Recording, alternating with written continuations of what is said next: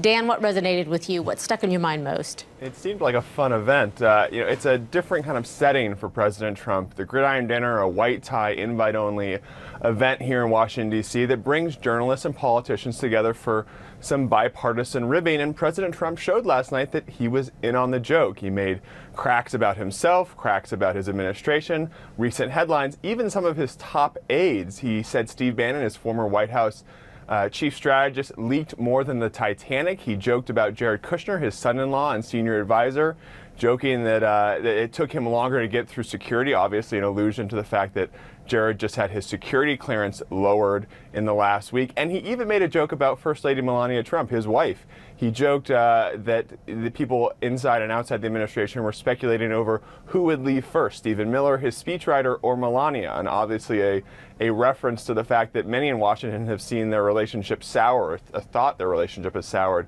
over the last few months.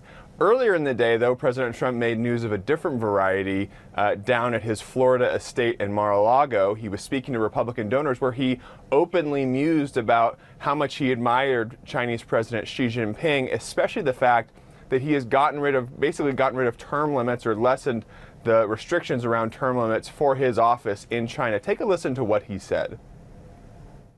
Don't forget, China's great, and Xi is a great gentleman. He's now president for life.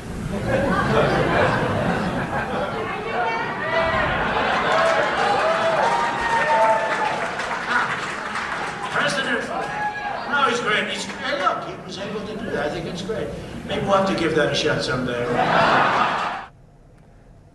Clearly you heard the laughs in the room. That was also a bit of a jovial affair, but that comment has drawn critics, clearly because the having to do that would rip up the Constitution that President Trump swore to protect.